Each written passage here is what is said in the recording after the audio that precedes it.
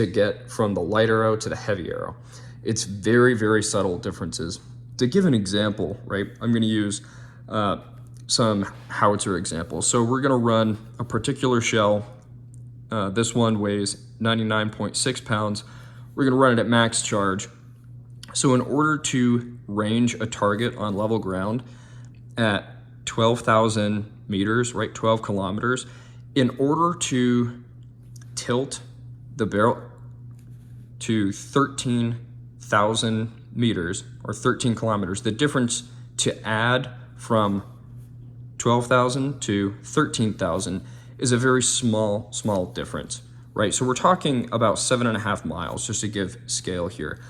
So the amount of elevation tilt for 12,000 meters is 274.8 mils, and to go 13,000 is 321.1 mils.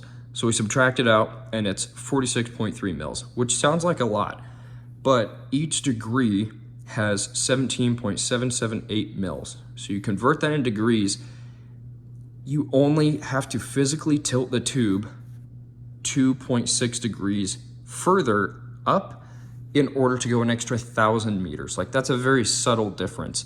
To bring it down in scale a little bit, my .308 rifle, right, if I'm shooting a lighter 155 grain Sierra Match King coming out at 2850 versus my heavier 175 grain Sierra Match King, I go into my Fordhoff calculator or any ballistics calculator, right? I want to hit at 1,000 yards. So the amount of mils, right? And it doesn't matter whether it's a bow or a rifle or a howitzer piece.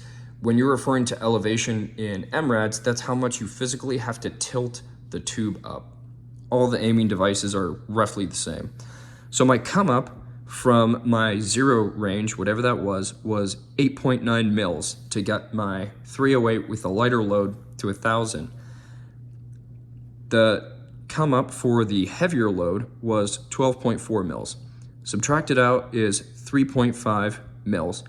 Again, converting it into degrees is 0.196 degrees. That's a very small difference that you have to physically tilt your tube up in order to get the same solution from a heavier and a lighter projectile out of the same platform.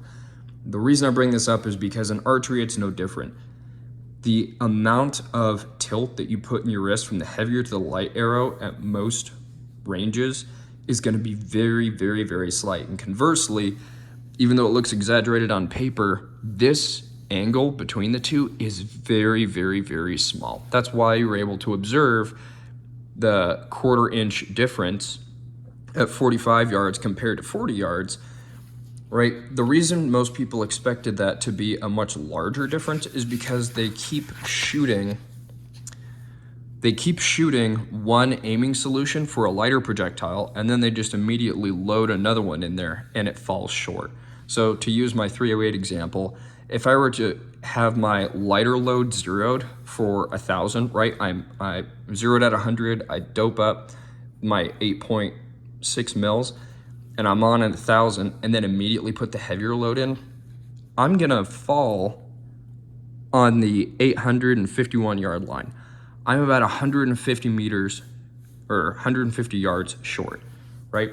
And that's on the horizontal. So that's why people expected it to be so much. Now the caveat is the range window. So the range error that you introduced going from 40 to 45 is not a lot, but it is an observable difference, right? Both your heavier and your lighter arrows were grouped lower, but the difference between them was very small. So the difference between them was small at 45 compared to 40 because the angles of fall were so similar. Obviously, the further you spread out the range error, the more pronounced those will continue to be as they fall on their trajectories. So appreciate you sticking around for this, but I just thought I'd get into the nitty-gritty of why you were able to observe what you observed.